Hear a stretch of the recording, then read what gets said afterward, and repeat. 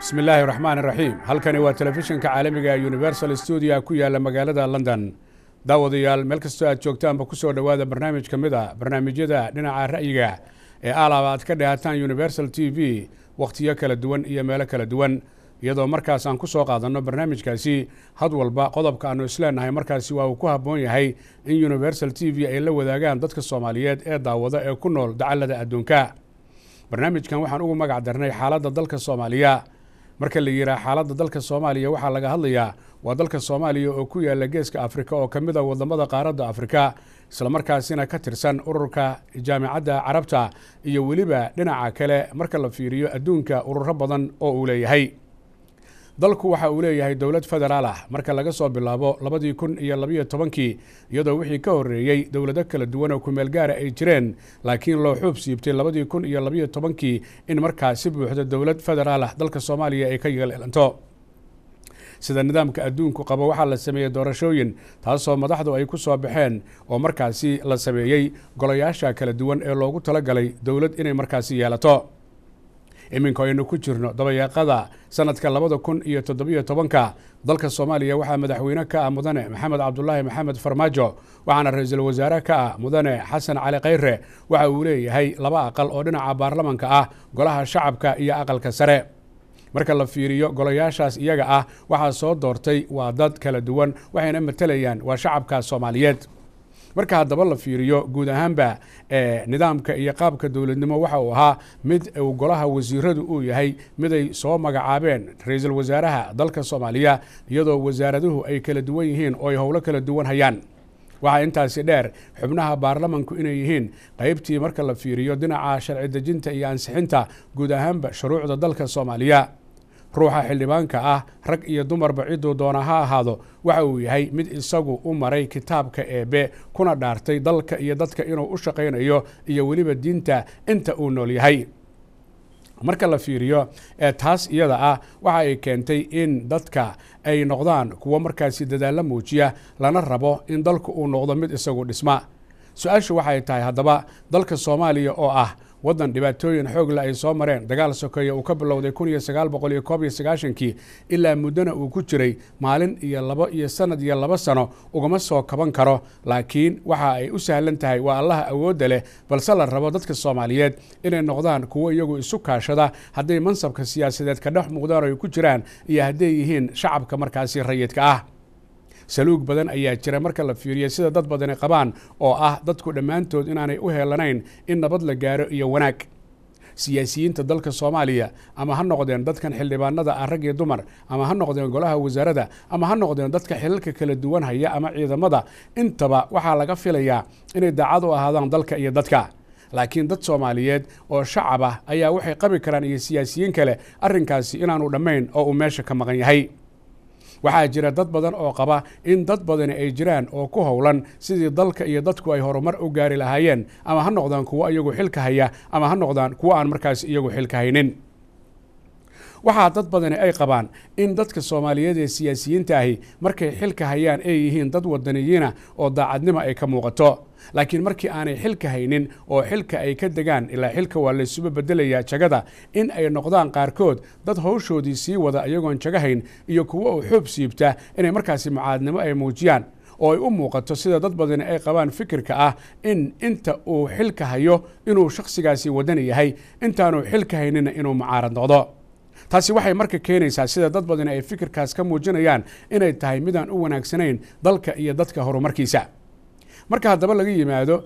dadka gudaha dalka Soomaaliya jooga waxaa jira dad aan markaas Soomaaliya gudaheeda joogin oo banaankeeda jooga oo dad badan oo fikirro kala duwan ay ka qabaan oo qaarkood ay ku howlanaan karaan waxyaabo markaasi dalka Soomaaliya aanay dani ugu jirin oo lagu tilmaami karo shakhsiyaadkaas inay yihiin kuwa iyagu Soomaaliya oo duulaan ku ah dalka Soomaaliya jiritaankiisa iyo dadnimadiisa fikir ayaa jira dadka qaar ay qabaan in wadamo shisheeye ay lacag bixiyaan oo ay lacagta ku bixiyaan ay siiyaan shakhsiyaad Soomaaliya oo siyaasiyiin hore ahaa ama ay dhici kartaba inay hadda siyaasadda ku jiraan laakiin su'aasha ay isweydiinayaan dadka ayaa waxa ay tahay lacagtaasi ma mid lagu hormarinayaa dalka iyo dadka Soomaaliyeed mise waa mid dalka iyo dadka Soomaaliyeed iyo dawladnimada lagu majaxaabinayo waxaasoo dhan su'aalahooda waxaa ka jawaabi kara waa dadka Soomaaliyeed oo iyagu barnaamijyadan oo kale nala wadaaga fikirkoodana ka dhiibta waxaa kale oo meesha ku jira haddii dalka Soomaaliya uu dhibaato xoog leh soo maray sida dadku ay qabaan waxaa la rabaa in dalku uu yeesho nidaam dawladnimo iyo kala dambeyn waxaa la rabaa silsiladda dawladnimo inay tahay mid shaqaysa xagga amniga marka laga hadlayo waxaa la rabaa ciidamada amniga ka shaqeeya ka sakow sida dad badan ay qabaan in dadka shakhsiyaadka ah ee ah dadka iyagoo shacabka ama ah dadka ganacsatada ah in iyaga laftooda ay kaalintooda ka qaataan siday u wargelin lahaayeen ciidamada amniga oo ay ugu sheegi lahaayeen haddii cilad dhinaca amniga ay jirto oo meelaha qaar ay ka jirto si ciidamada amnigu howlahooda ay u gutaan waxay u muuqataa iminka in dadku aanay taa xil iska saarin oo ciidamada ammaanka oo keliya lagu daayo sida dadku ay qabaan waxaa jira dad qaba fikir ah in xildhibaanada ama wasiirada ama maareeyaasha ama agaasimayaasha aan maalin qurana lahaynin in iyaga laftooda intay isxilaqaameen iyo odayaashii laftoodii inay soo qabtaan dad falfalxumo ama waxaan wanaagsanayn oo lid kuwa ammaanka ay markaa gacanta u geliyaan ciidamada amniga weli ma aanay dhicin laakiin dad Soomaaliyeed ayaa waxay qabaan fikirka in la arkay in saldhigyada booliiska ku yaala dalka Soomaaliya guud ahaan ay tagaan odayaasha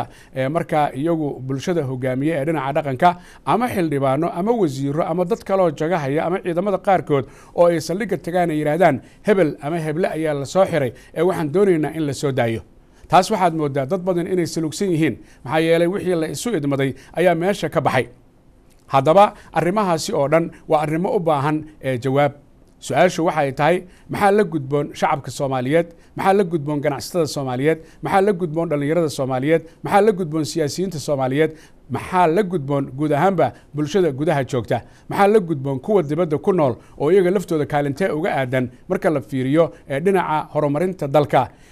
arrinkan ku saabsan in shakhsiyaad ay lacag ka qaataan wadamo shisheeye ama wadamada shisheeye ay dadkaas lacagta siiyaan si ay dalka ugu dhibaateeyaan taa lafteeda haddii ay jirto maxaa caddayn kara haddii ay jirto sidee looga hortegi karaa shakhsiyaadkaas dhammaan amuurahaasi waa amuuro u baahan in jawaab laga bixiyo waxaa jira dad Soomaaliyeed oo qaba fikir ah in dadka qaar aanay jecleen inay dawladnimo ay dhalato oo ay ka jecel yihiin danahooda inay qabsadaan abwaaniin hore ayaa arrinkaasi ka hadashay bal aan idin xusuusiyo hobolladii qaranka ee waabari ee dalka Soomaaliya bari samaadkii iyo siday uga hadleen dadka aan jeclayn in dawladnimo ay dhalato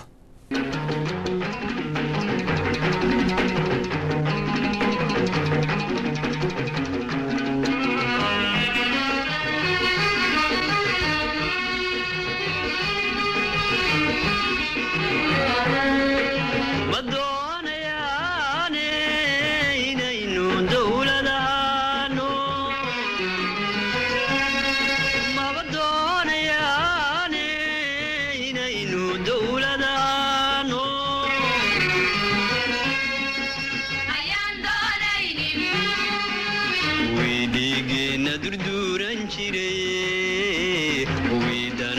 ooda samaysan jiray wiidhiigeenna durduuran jiray wiidana ooda samaysan jiray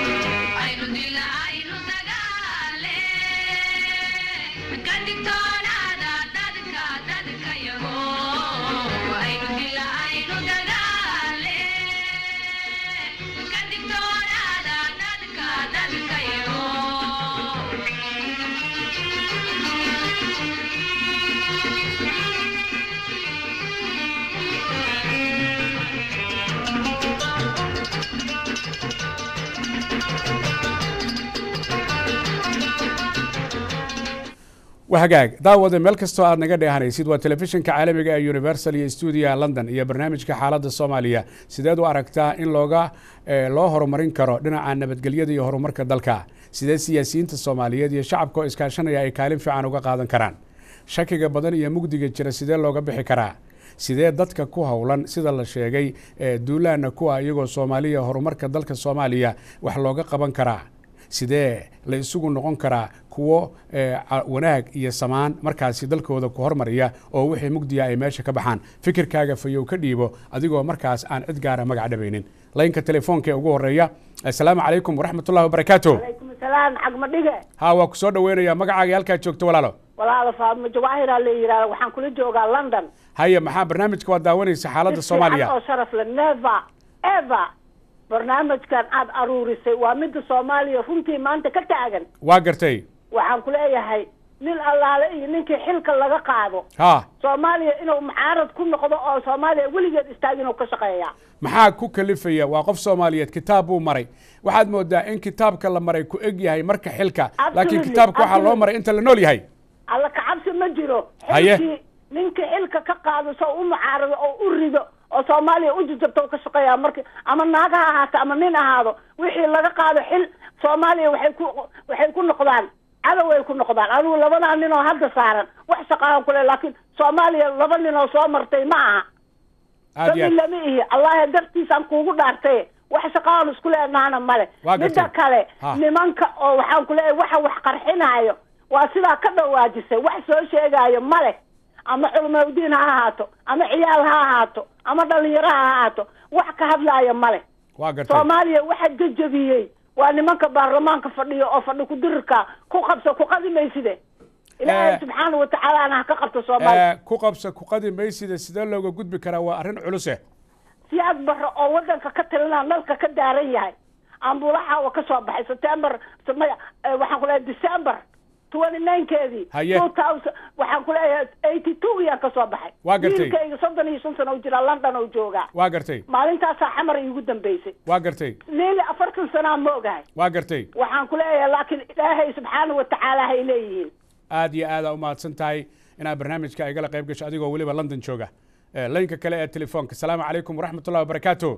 وعليكم السلام ورحمة الله وبركاته. ها والله وكسور وينيا مقعاقي هلكا جوجتid magacayga xaylo oo joogo Sweden cagmadhiga xaylo barnaamijka hadda daawanaysay sideed u aragtaa in lagu horumarin karo dalka sidee looga hortagi karaa dadka qaarkood oo ay dad badan qabaan inay ku mashquulsan yihiin inaan dalkan iyo dadkan aan horumar gaarin arinta ka waran arintaas cagmadhiga markuu ugu horeyso waxaan kugu amaanayaa barnaamij quruxda badan oo soo diyaarisay Soomaalidana waa dad waxa la dhahaa oo dheer garad oo waxay ku fiican in la abaabulo wax loo sheego la soo jeediyo marka u soo laad arinta Soomaaliya arinta Soomaaliya mid kaliya wax laga qaban karaa waxay tahay meesha arinta ay ka xaleysan tahay waa shacabka Soomaaliyeed waxa loo baahan yahay shacabka inay abaabulaan shacabka inay dalkooda dadkooda maxaa la diyaarsadaan hal nin oo shakhsi oo carbahan lacag ka soo qaata ama dana gaar wato ma aha in loo saacabto ama dalkiisa oo burburiyo imaaraadka maanta wadankiisa wuxuu rabaa inuu dhisto horumaro adiguna uu ku dhibaatayna marka adiga maxaa ku diiday wadankaada inaad horumarisid inaad wadankaada waxa ka qabatid waxaan la hadlayaa waxay tahay shacabka Soomaaliyeed way dawladnimada lagu sheegay waa shacabka waxa loo baahan yahay shacabka inay kacaan inay dawladda taageeraan in nidaamka kala dambeynta la soo celiyo lama yaro shaqada waxay la kulmeen culimada si fiican xayle haddaan ku weydiiyo adoo Sweden jooga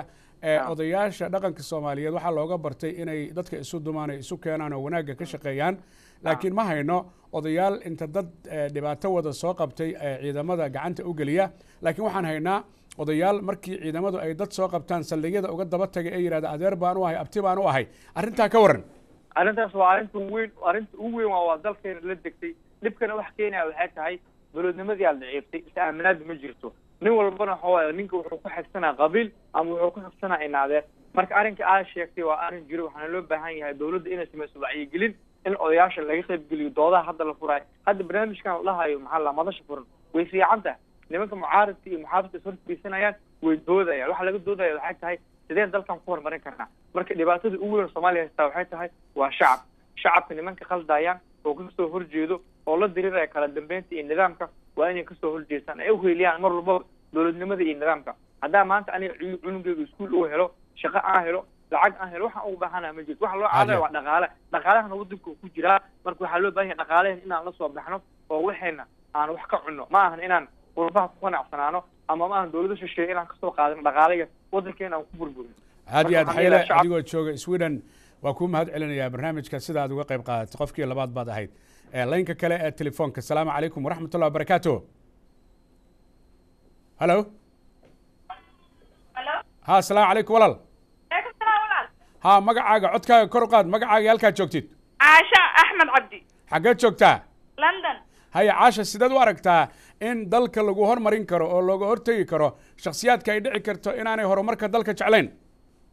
هورتا إلهي هنغا قبتو أمدان محايا هايتاي دادك الروا إناي محايا اللقويان هايه نين والبابا دانتي سوف في السنة يا دادكا واداد كوايي محايا هايتاي dantoodii ay ka la'ay maxay ka la'ayeen inay siyaasadda iska dhex arki la'ayeen waa gartay marka mucaarad bay u dilaaceen horta ilaaha naga qabto Soomaaliya waxa waaye rag fiican hadda qabsaday rag ayo hala garab galo oo hala taageero Soomaali ayada waxa waaye mid kasta oo soo baxaba gadaal u dhigta marka ilaaha naga qabto wahagaag ogaanta caasho xilku wuu wareegaa maanta qof baa haya berri qof baa haya dadka qaar xilka markay ka degaan wanaagii ayay ka sii shaqeeyaan laakiin dadka qaar waxay u xoob siibtaan inay mucaarad noqdaan Soomaali oo dhanna wasiiro ama xildhibaano ma noqon karaan maxaa lagu daweyn karaa daawadaas xagee laga heli karaa way kula tahay daawadooda ilaah baa hayo horta nin madaxweyne ama nin ra'iisul wasaare daawo uma hayo ma fahamtay ilaahay daawo horta ayaga hasiyo oo maxay ahayd dhibaatadan ay Soomaaliya iyo dib u dhacan ay ku sameynayaan ilaahay maxay ayaga hortooda Allah ka siiyo annaga maxay ahayd wayna dhibeen oo qarax iyo balaayo nagu daba wadaan marna dalka inana laga dumiyo horena loo soo baabi'iyey marka baaba kalena diyaar uma nihin dadkaas ilaahay baa garanaya hana dhaafaan aad u mahadsantahay caasho adoo ka qayb galay barnaamijka waa barnaamij xaaladda Soomaaliya iyo Universal TV Studio London laynka kale ee telefoonka salaamu calaykum waraxmatullahi wabarakaatuh calaykum assalaam waraxmatullahi wabarakaatuh soo dhaweynaya walaal magacaaga halkaa joogtid salaamanta horta ugu horeysa si fiican marka labaadna waxaan salaamayaa TV-ga Universal TV oo hirgeliyay in barnaamijkan uu soo daayo saddexaadna waxaan salaamayaa ummadda Soomaaliyeed meel kastoo ay joogto si fiican Yurub aad joogto Afrika aad joogto meel walba aad joogto aad iyo aad halka kaliya aan ku darsan lahaa barnaamijkan waxa weeyaan ummadda Soomaaliyeed horta cid shay wax u qaban kartaa ma jirto totally codka xoogaa kor igu qaad yaa codkaaga kor igu qaad ma jiraan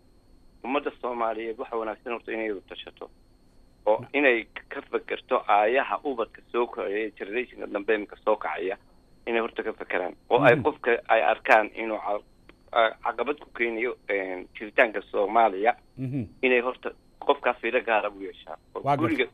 qofkan ka soo baxaya dhibaatada sameynaya waa in shacabku la shaqeeyaa horta waa dawladda waa mid oo shacabka haddii dawladdu shacab weydo ma dhisanto dawladda shacab ma dhisanto shacab dawladdu waxay ku dhisan tahay shacabku haddii uu dawladdu la shaqeynayo marka ummadda Soomaaliyeed waxaan farayaa qof kasta mid Yurub jooga mid Soomaaliya jooga mid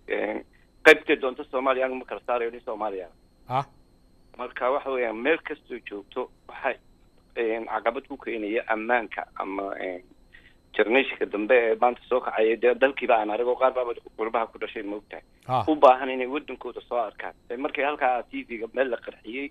iyo meel baa wax lagu dumay dadka ka sii wada qaadaya yaa in horta marka ugu horreysay ilaahay ummadda ka qabto ummadana intaa asaha wadaa horta dee qof horta ummadda waxaan aaminsanahay qofkan markuu isqarxinayo wuxuu isku qarxiyaa in mujaahidnimo isku qarxiyey qof Soomaaliya isqarxiyey oo Soomaalina dilo qof islaana oo la shahaada oo la diina oo la dhaqana oo la afar meel ku qarxiyana waxbaan arkaa inuu jaanib halka ugu horeysa uu ka gelayay marka waxa weeyaan waxaan halo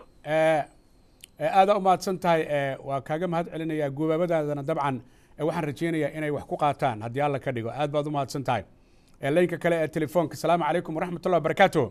calaykum asalaam ha waa kusoo dhaweynaya walaal magacaaga halkaad joogtid walaal magacayga waxaa la yidhahdaa cabdiraxmaan cabdullahi baa la yidhahdaa cabdiraxmaan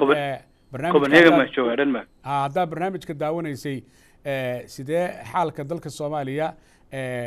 waxaa dadka adigoo kalea ama meelo kala jooga ay qabi karaan inay jiraan dad soomaaliyeed oo iyagu duulaan ku ah isla dalkoodii sababo kala duwan arrintaas sead u aragtaa ma aaminsantaha inay jirto walaalow dagaalku markuu dhacay sokeeye sanadkii 1991 waddanka waxyaalo badan baa ka rakibmay way jiraan baa laga yaabaa dad mataqaanaa soomaaliyeed oo siyaasiyiin hore ahaan jiray ama mujtamaca saameyn weyn ku leh oo waddanka duulimaadku inay jiraan baa suuragal ah waa sax laakiin anigu waxaan qabaa cagma dhigo walaale waxaa weeyaan dadka soomaalida ah waxay u baahan yihiin gebigoodu maskaxdooda inay bedelaan walaalo run baan kuu sheegaya xaqiiqada marka laga hadlo nin baa waxaa lagu yidhi baa mataqaanaa reerkiina ilaahay kuma nabadgeeyo markaasu wuxuu yidhi baa xaggiisii uma socdo waa gartay dadka soomaalida markaad fiiriso dawladnimada uma socdaan walaal runta xaqiiqada fiican ma ogtahay sax wey leannahu suuragal ma aha dawladnimo iyo dadka soomaalida siday u fikriyaan ee qabiilkaa isma galaan waa gartay wax suuragala ma aha laba isgelaya ma aha waa gartay tijaabadaana waan qaadnay haddaan caqli leenahay dadka soomaalida waxaad moodaa dad caqli badan bay ahaan jireen laakiin ma garanaya wax ku dhacay waa gartay 27 sano hadda laga joogaa 28 sano ku dhawaad waa 30 sano ku dhawaad baa laga joogaa markii dagaalka sokeeya uu dhacay waa gartay muxuu ahaayey haddaba muddo 28 sano kadib inaynu waxa aan ku bilowno aan ku soconno weli saad sheegtay waa sax middan qabiilka dadka wuu dardaray waa run haddana waxbay ku qaybsadeen iyagoo yidhi xaq maahane waa xal laakiin waxay ballansan yihiin haddii eeba idmo sidii la sheegay 2020 in qabiilka laga gudbo ma isleedahay cabdiraxmaan 2020 qabiilka waa laga gudbayaa soomaaliya walaal anu ka fikrad ahaan ma qabo sababtoo ah fiir hadda ereygaa tidhi waxaani xaq mehe waa xal baa tidhi isma galaan fiir sidaa laga dhawaajiyo waaye laakiin isma galaan fiir statementigaas waa run yani wixii xaq ah unbaa socon kara si fiican waxaan xaq ahayn ma socon karo si fiican marka waxaad moodaa micnaheedu waa ristigii macsarada shiidahay unbaa ina laga dhigay aad baan ku fahmaya saa isaga daba wareegeysanayay kelmadaadu maxay tahay aad isleedahay waad ku biirin kartaa dadka ku daawanaya codkaagana maqlaya iyo barnaamijkan xaalka soomaaliya walaalo waxaan ku biirin lahaa dadka soomaalidu wax la dhaho afka sheeyaha lagu dhaho baradimo waxa la dhahi jira paradigm waxa la dhahi jira dadka soomaalidu maskaxdooda inaan bedello oo maskaxdeena inaan bedello aan ogaano inaan isku dannahay innagu inaan isku dadnahay in mataqaanaa waxa ku dilahaya ani i dilahayo waddankan inaga dhexeeya ilaahayna inagu wada abuuray waa sidaas aynaan kala maarmin walaalow waxaa fiican dadka soomaalida inay saa u fikiraan ayna soo celiyaan wixii la dhihi jiray rule of law iyo mataqaanaa in sharciya qawaaniin laisku xukumo si fiican midda kale muxuu ahaa odayaashan garab socda muxuu ahaa dawladda waxaan u aqaanaa anigu waa parallel administration garab socda mataqaanaa dawladdii waa gartay sababtoo ah odayaashu waa dabcan dee xurmay leeyihiin waa odayo dhaqameed laakiin inay ku yeeshaan yani sharciga iyo qawaaniinka dawliga inay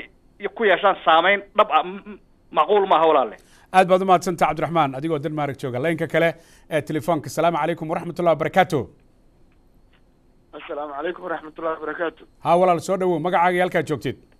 ibraahim maxamed cali ibraahim ebow waxaan joogaa dalka holland ibraahim ebow barnaamijka haddaad la socoto ebow ka waran arrintan iyada ah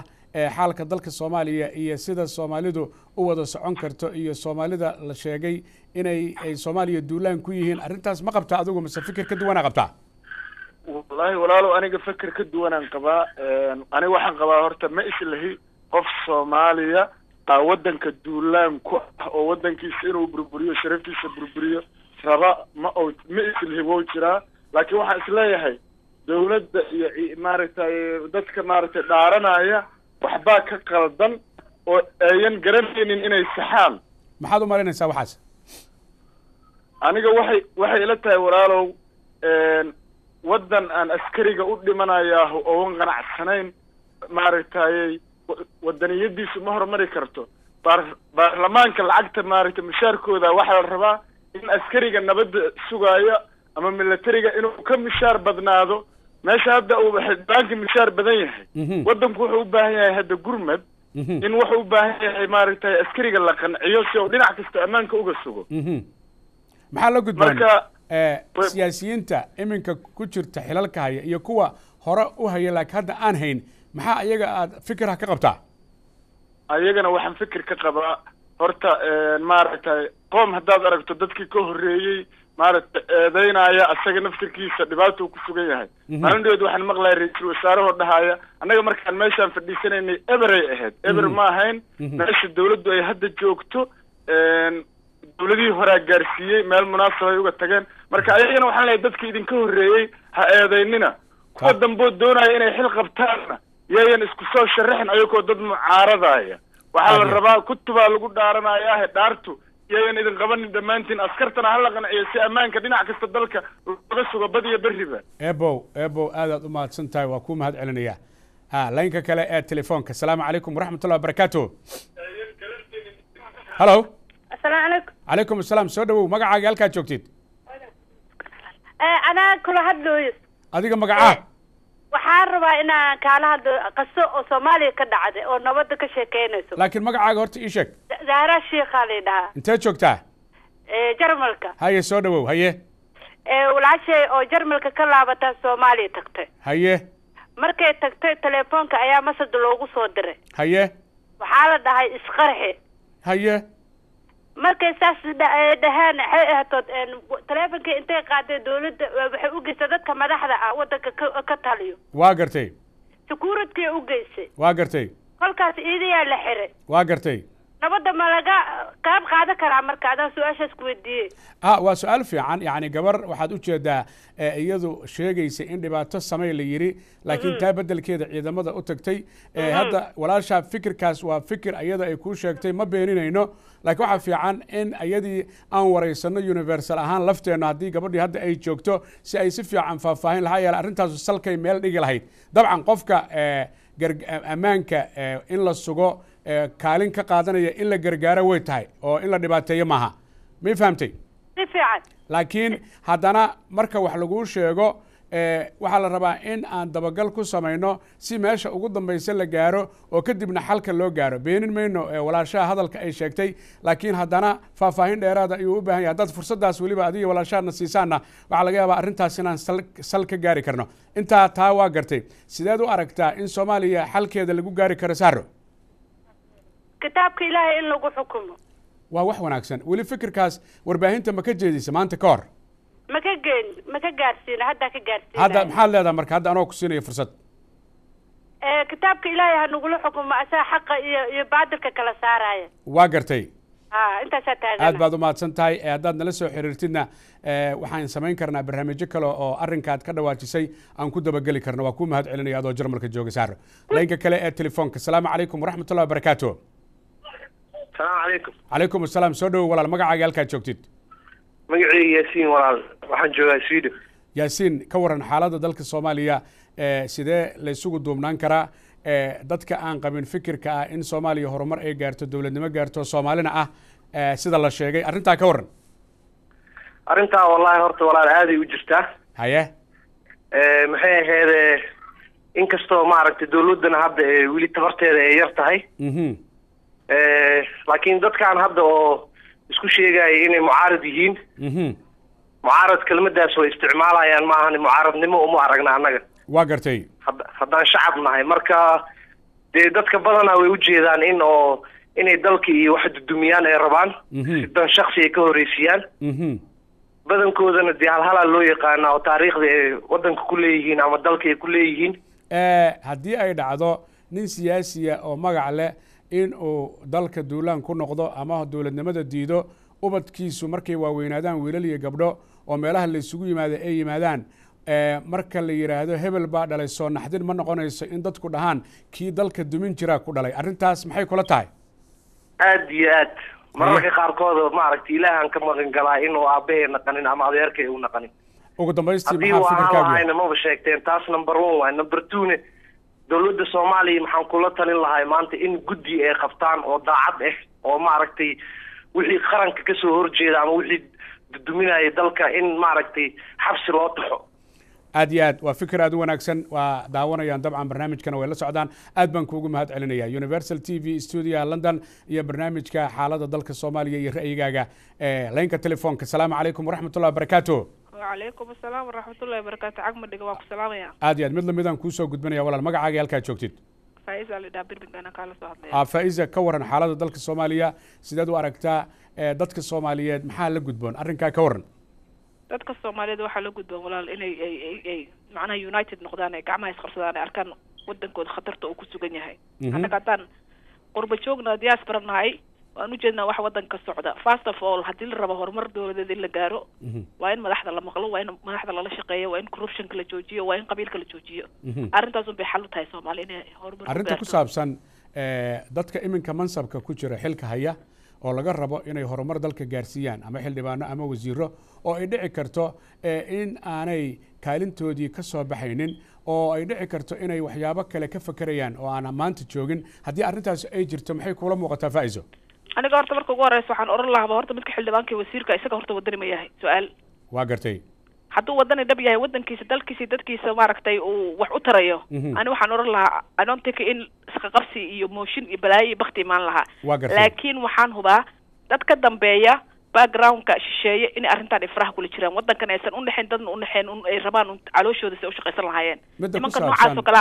ah waa in go'aan laga gaaro ay dawladdu go'aan ka gaarto ma qabtaa dad Soomaaliya oo duulaan ku ah dawladnimada Soomaaliya arrintaas aad u aragtaa waan qabaa dad badan xaqiiqdii laakiin dadka waxa oran lahaa inta Ilaahay ka cabsadaan dalkii dadka ha u turan iyaga maanta wadanka jooga anaka dibad baan ka joognaa Faiza aad u mahadsantahay Universal TV studio London ayaad si toos ah looga dheeraysaan abwaaninta Soomaaliyeed ayaa 40 sano ka hor qiyaastii waxay ka yiraahdeen dadka aan dawladnimada doonaynin inay yihiin dad iyagu danaysanaya oo dantooda fiirsanaya oo markaa shisheeyana ay tahay inay ku xiran yihiin waa sida abwaanintu ka dhawaajiyeen hobolladii waa bari iyo berisamaadkii iyo dalka Soomaaliya bal hadda haye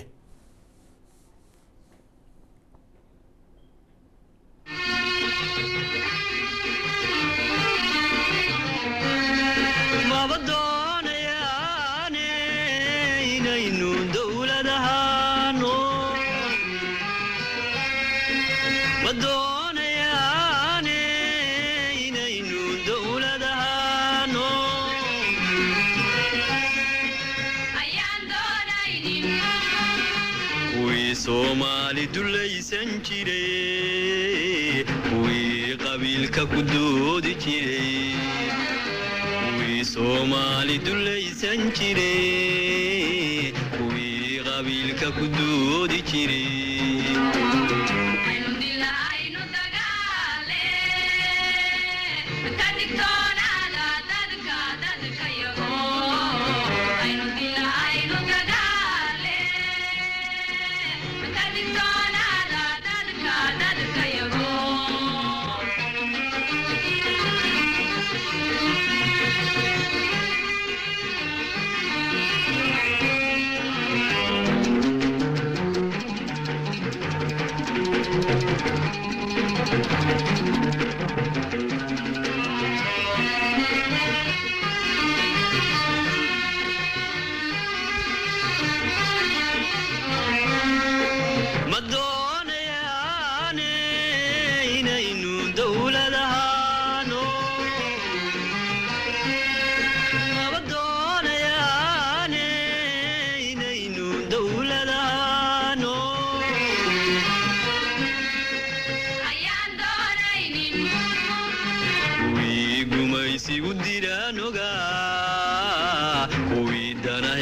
xabaali jiray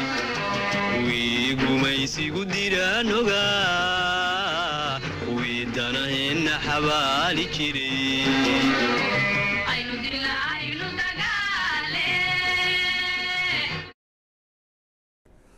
wahagaag daawadayaal weli waxaad nagala socotaan Universal TV studio London iyo barnaamijka xaaladda dalka Soomaaliya siday dadka Soomaaliyeed uga wada shaqayn karaan horumarka dalkooda sidee bay isu kaashan karaan siyaasiyiinta iminka xilalka haysa iyo kuwa aan haynin iyo kuwa aan weligoodba qabanin ma runba inay jiraan dad Soomaaliyeed oo duulaan ku ah Soomaalinimada iyo dadnimada Soomaaliyeed iyo horumar la gaaro maxaa kalifi kara in shakhsi Soomaaliyeed oo arrinka ku kaco hadduu yahay dumar iyo hadduu rag yahaba arrintaas haddii ay jirto maxaa la gudboon dadkaasi inay uga waantoobaan arrimaha noocaasiya haddii ay jiri karaan intuba fikirkaaga ayaad ka dhiibanaysaa daawade adigoo naga dheehanaya meelo badan oo dacallada dunida ka mid ah laynka telefoonka salaamu calaykum waraxmatullahi wabarakaatu وعليكم السلام ورحمة الله وبركاته عاكم مقلي aad iyo aad waa ku maqlaa magacaaga halkaad joogtid waxaan joogaa magaalada xamar magacaygu waa maxamed abubakar mahdi muwaadin soomaaliyeed aad si fiican u taqaano si fiican kugu yaqaan maasha allah barnaamijkeena isla nooleedeen aad iyo aad waa ku soo dhaweynaya maxamed abubakar mahdi inaan kula hadlo codkaaga maqlo oo ku faraxsanahay amiito my brother ya agta aniga sidoo kale aad ugu faraxsanahay alxamdulilah si fiican runtii sidaad sheegaysid horta wax uma jira xabtow heestaa soo saaraysa adna aad og tahay macnaheeda iyo cidda loo qaaday anna aan ogahay ma fahamti si fiican xilligeedan heestaa hadda ma joogto way dhabaatay spas waa gartay laakiin waxaan kaa rabaa horta muwaadin soomaaliyeed oo mucaarad ku ah dalkiisa ama dalkiisa gadanaya ama dalkiisa iibsanayo ma jiro mana jiri doono qof kastoo soomaali dhiig ku jiro ma sameynayo waa gartay waxaa soo hartay midda dowladda ah dowladda everybody waa taageersan waana jecelnahay in dowladda hirgasha ay socoto laakiin dowladda ayadaa waxaa laga rabaa inay ummadda gacanna cadowga kaga dhiciso gacanna ummadda wax ugu qabato si fiican laakiin dowladdan kheyre iyo farmaajo stiil ilaa hadda waxaad u muddaa inay campaign ku jiraan okay maxamedow markaa fiirisid adigoo raalliga xamar jooga laba nin ama golo wasiiro keliya dowlad ma noqon karaan ama xildhibaano waxaa la rabaa shacabka oo dowladnimada ay tahay inay gacan ka geystaan inay yacni kaalin ka qaataan ma istiri shacabka kaalintiisi waa bannaan tahay shacabka kaalintiisa ma banaano shacabka wax way qabteen wayna qabanayaan wayna shaqeynayaan laakiin shacabka waxaa laga dili waa moralka iyo niyadda iyo aminka waay runta markaan hadalno see moralkooda niyaddooda loo dhisi karaa bay kula tahay maadaama aad tahay nin xoogaala berisamaadkiina jooga waqti dowladnimo iminkana jooga maasha allah okay agta hal tusaale raa walaalkeena ku sii dowladdan kilinka shanaad soomaali galbeed oo ka sii hadda la baxday maamulka Soomaaliya deegaanka Soomaalida Ethiopia yarka cudurka hadda madaxweynaha ka cabdi ilay maya cabdi maxamuud cumar soo hada qaldan gacanna ummadii wuxuu ugu qabto tusi ay ku jeclaadaan ma fahanti gacanna cadowgooda ugu dhaash way dowladda Soomaaliya hadda waxay sheegtaan inay dhalinyarada yihiin 70% dhalinyarada 70% waay laakiin taas macnaheeda waxaa la rabaa dhalinyarada soo jiidashada in af laga faaniyay dhalinyarada odayaashoodii dadkoodii iyo ehelkoodii waxooda lagu diro waxaa ka fiican horta wadaniyadii dhalinyarada la baro beeraha loo jiheeyo badda loo jiheeyo dhalinyarada wax loo qabto dowladdan really waa dowlad ummadda Soomaaliya ee niyad u hayso aad iyo aad laakiin ayadaa ka faa'iidaysan la waxay ugu faa'iidaysan lahaday been propaganda aan jirin weli waxaa u muddaa dowladda inay campaign ku jirto aad baad u mahadsan tahay siyaasad campaign been waa lagu soo galaa cagmadhiga si fiican baan ku fahmaya waxaan rajaynayaa fikirka aad soo jeediday adoo aqoon-yahan oo weliba muqdisho jooga in dad badan oo xubno ka ah dowladdu ay ku daawanayaan ay qaadan karaan in moralka shacabka loo dhiso in moralka shacabka kor loo qaadayo niyaddooda waa ku mahad celinayaa aad baad u mahadsan tahay barnaamijyo kalena waad igala qayb geli doontaa biidnillahi kariim laynka kale ee telefoonka asalaamu calaykum waraxmatullahi wabarakaatu السلام عليكم ولا عليكم السلام عقمديجه سو دhowow magacaaga halka joogtid walaalo ninkii ugu horeeyay horta dawlad kuma u sadaan dawladan ku dhashay si fiican ninka hadda hadlaya dawlad kuma u sadaan aan laakiin dawladan ku dhashay waa gartay waxa waaye dadka halo waa ku maqlaya caqmadiige waa ku maqlaya waa ku salaama buu si fiican waxaan ku yiri ninka hadda iga horeeya aniga aad la hadlaysay dawlad waxba kama oga waa gartay waad fahantay aniga dawladan ku dhashay haye nabadan doonaya waxa dawladda ka soo horjeedana dawladda meel iskaga xirtaan dhilaha anu aad iyo aad marka maxaa la gudboon shacabka guud ahaan adiguna aad ka mid tahay gudboon maalin kasta waa la qaxiyaa waa la dhibay waa rafaadeen dagaal way soo mareen rool way soo mareen dhib way soo mareen inay indhaha kala furaan ee dawladooda ay raacaan ay garab istaagaan oo cadowga iska qabtaan taasaan leeyahay anigu aad u mahadsan tahay inaad barnaamijka igala qayb gashay adigoo ah muwaadinad soomaaliyeed oo fikirkaaga ka dhiibtay laynka kale ee telefoonka asalaamu calaykum waraxmatullahi wabarakaatu halo ha asalaamu calaykum walaal soo dhawow magacaaga halkaad joogtid walaal aniga cabdirasaaq maxamuud jaamac baa la yidhahdaa waxaan ka hadlayaa magaalada waddanka Sweden ha codkaaga kor u qaad cabdirasaaq codkaaga kor u qaad walaal waxaan ka hadlayaa waddanka Sweden magaalada Stockholm si fiican Stockholm magaalada madaxda Sweden sidee yahay fikirkaaga arrimaha Soomaaliya barnaamijkan rabaa inaan ka hadlo cagma dhigay haya ka hadal walaal hadee ha waa ku maqlayaa walaal waan ku maqlayaa barasho wanaagsan aniga cabdirasaaq baa la yidhahdaa waa ku soo dhaweynayaa walaal waxa weeye ha telefoonka igala soo cabdirasaaq waxa weeye barnaamijka kan waa horta barnaamij aad u wanaagsan si fiican midda kalena waxa weeye dadkeena annaga dhibaatadana haysataa runta inaan ka hadalno ma rabno sababtuna waxa weeye anigu qurbaan ku noolahay muddo badanna qurbaan joogay si fiican 80kii baan waddanka ka baxay waa gartay haddeer markaan arkaya heeska aad qaadaysa waan ilmeynayay waa gartay waxaana weeye dadka dhib ku haysto waxa weeye waa dadka qurbaha ku nool waa gartay dadka xamar ku nool iyo dadka gobollada kale ku nool waa gartay mar walbana intaan dawlad dhisano ama loo dhiso dadkii dawlad haddana laga daba qaylinayo waxaan arkayay shalay iyo doraad nimankii dawladihii hore ka soo shaqeeyo dhahaya waxbaan toosinaynaa aad baan ku fahmayaa waxa weeye shalay muxuu wax u toosin waayay ninka kane markuu wasiirka ahaa ama markuu madaxda ahaa ama markuu duqa magaalada ahaa muxuu wax u toosin waayey maanta markii nin kale maamulkii qabtay inuu yidhaahdo waxbaan toosinayaa oo dawladdu isku dayo inuu luga qabateeyo miyay habboon tahay ma habboona waxaa Soomaaliya markii kubadda la ciyaari jiray dadka ciyaaraya mooyaane kuwa kale ee waqtiga aan la siin ama inta la bedelo waxay oran jireen gow iyo gash ma leh ama la calfan maayo dhinaca kale waa sidaas oo kale u muuqataa sheekada hadda iminka aad ii sheegaysaa xamar baan ku dhashay si fiican kula hadlaya ha waa ku maqlaya waan garanaya waanaan ogahay laakiin walaal midda runtu waxa weeye inaan diinteenna u noqonnaa inaan diinteenna u noqonnaa qabiilkaan ka baxnaa waxaan aan ku jirna aan ka baxnaa midda ku saabsan cabdirasaaq dadku kitaab bay mareen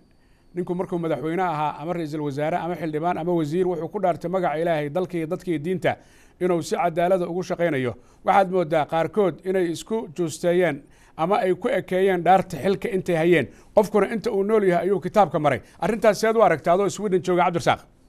arrintaas ani waxaan u arkaa ninka kan dhaartay dhaartaasu mar walba way haysataa si fiican way intuu nool yahayna wuu ku jiraa dhaartaas sababtuu waddankiisu u dhaartay dadkiisu u dhaartay markuu jegadii waayena inuu noqdaa mucaarad ama dawladdu isku dayaa inuu ridaa ma habboon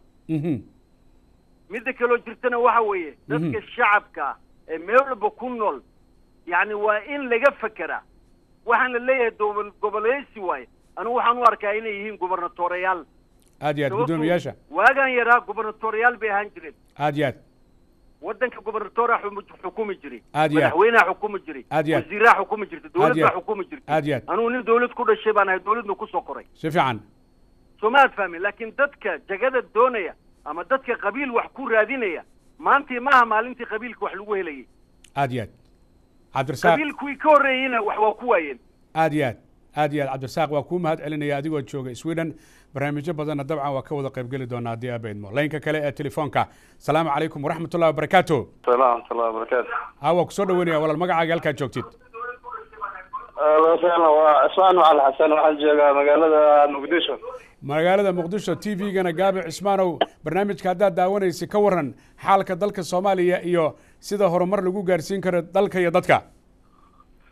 cagmadhiga aad iyo aad umahadsantaha waxaan kaaga mahad celinaya fursadaan qiimaha badan runtii aadna siisay ummadda Soomaaliyeed aad siisay haddii aan mawduuca hore u galo runtii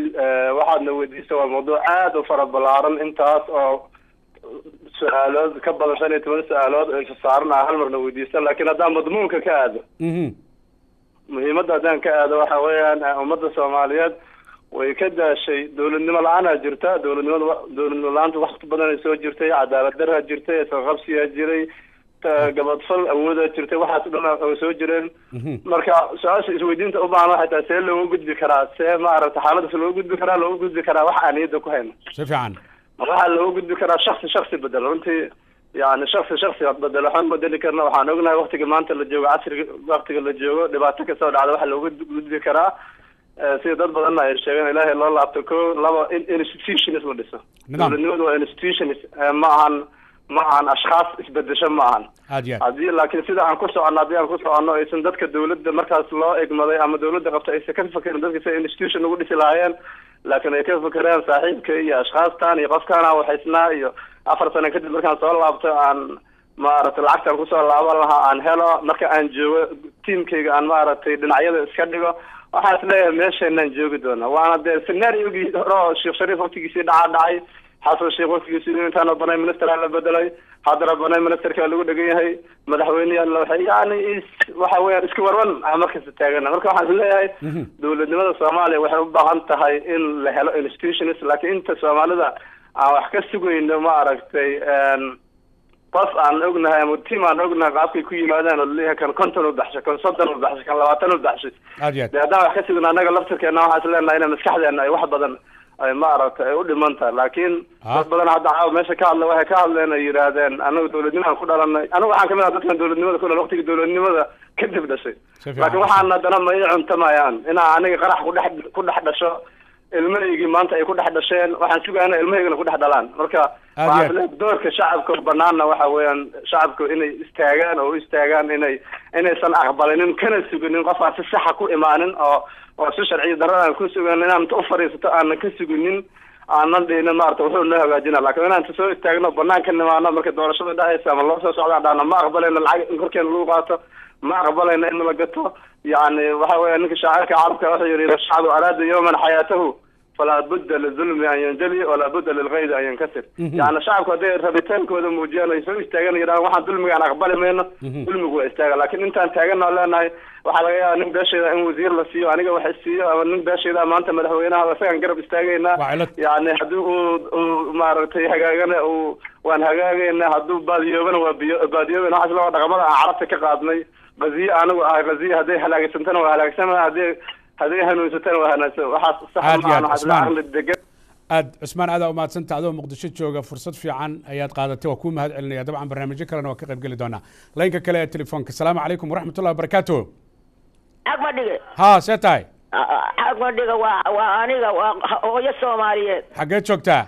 وأنا شوكا لندن سودا وبرنامجك ولا سعت وداوتي وأنا لسه هيا إيورن محاك وبحي وأنا قفكو سقاشن كيرا اللي قدي سيفي عن ما شاء الله وحبضا باكو ناسي واضي هالشيء أنا هي قدامين واضي هالشيء قدامين ما هي ما عنده ضدك اللي قال سؤال الشانة هي waxaan arkayaa in dhulka iyaga la boobahayo la dhaxdhacayo dad qurun iyo wasaqi ay joogaan maanta dawladana haysataa waa fawad fiican ma maqashay si fiican baan u maqlay dad oo waxa baabiinaya aan rabin dhulku inuu dego anigu saan garanaya waaye waa ku fahmayaa qabiilna ma aanan aqoonin waa sax qabiil waxa la yiraahdo waa nibca si fiican ma dhow gaadiye adinka qiyaara adinka socda ee dhulka la dejiyo waa dhulka iyaga waa dhul hooyo waaye si fiican barwaaqadaan haysana dad ma haysto si fiican qoraxdaan haysana wax ma haystaan si fiican maanta soo dawlad fiican baa noo joogta si fiican dawladda iyada nimanka dhibahaya iyo dadka hoosta uga jira iyo dadka hadba balaayada suubinaya oo loosinka iyo balaayada anigu ma aqaan loosinka iyo wax la sheegaye si fiican dad waxaan ahay hooyahan ahay maandhowgaali waa in ilaahay naga qabtaa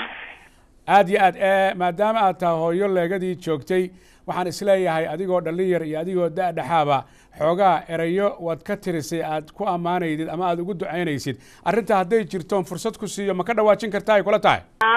haye soo daa raggii cabdullaahi ciise xerada tag yimid haye islaamkay ururinayaan axyaa wadani haye raggii waxaan nidhi raggii cabdullaahi ciise xerada tag yimid islaamkay ururinayaan axyaa wadani si fiican waxay nidhi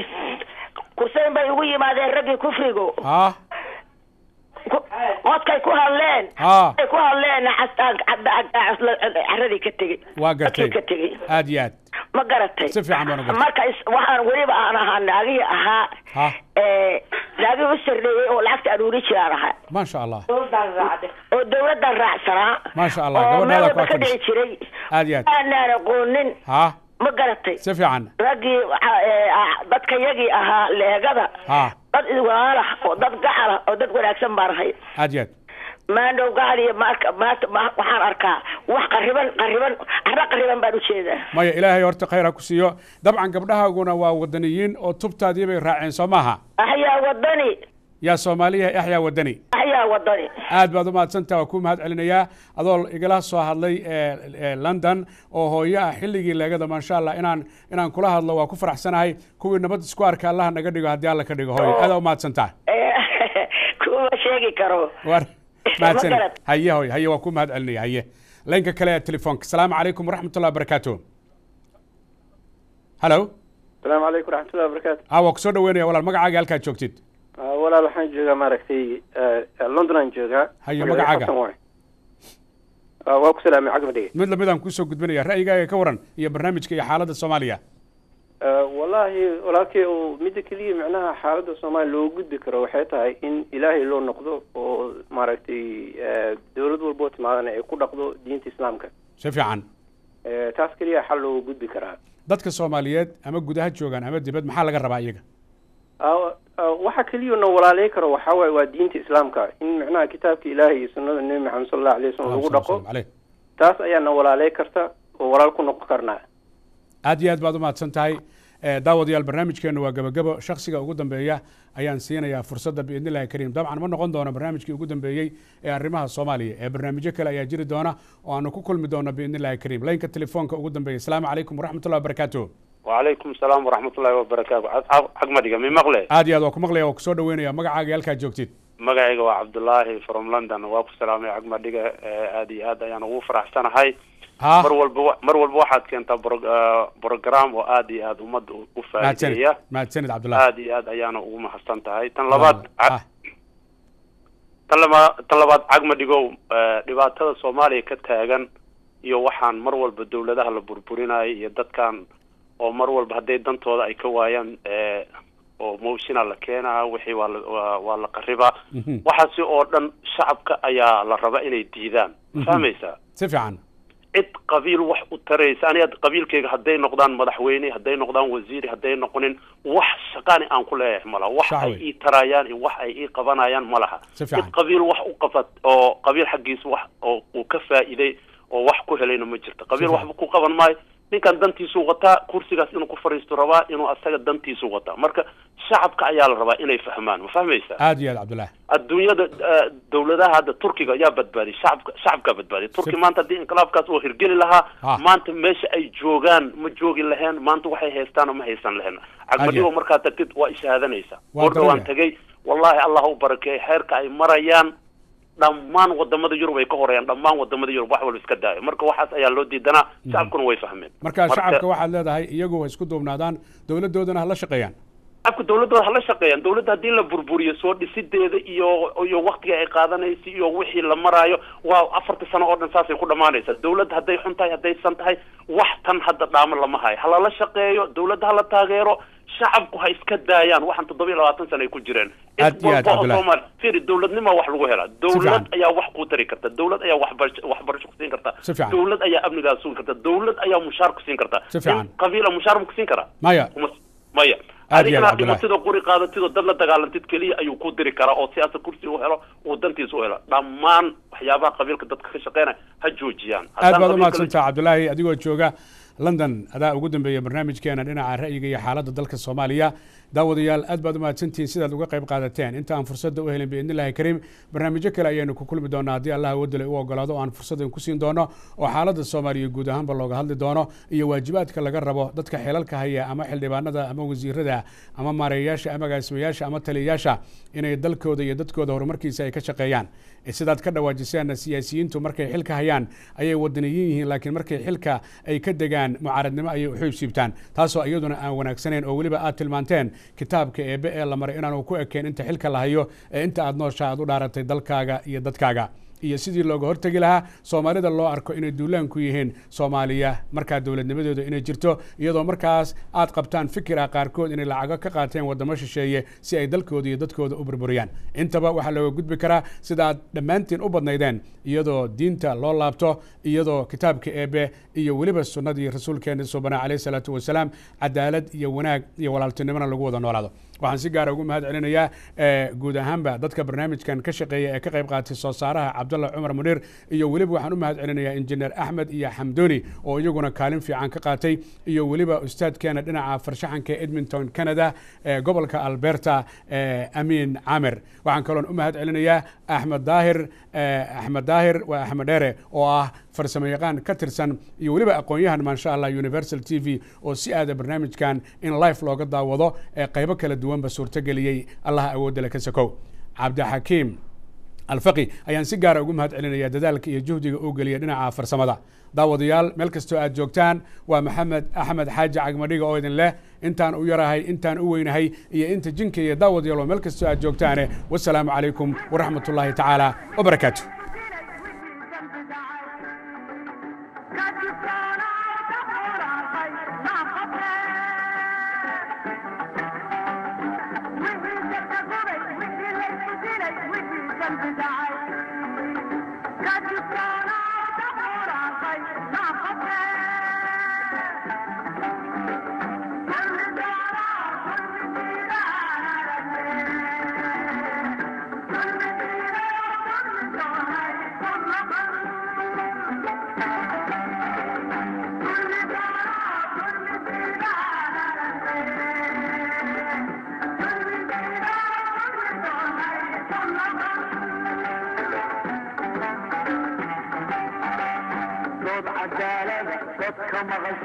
شرعي قال الدين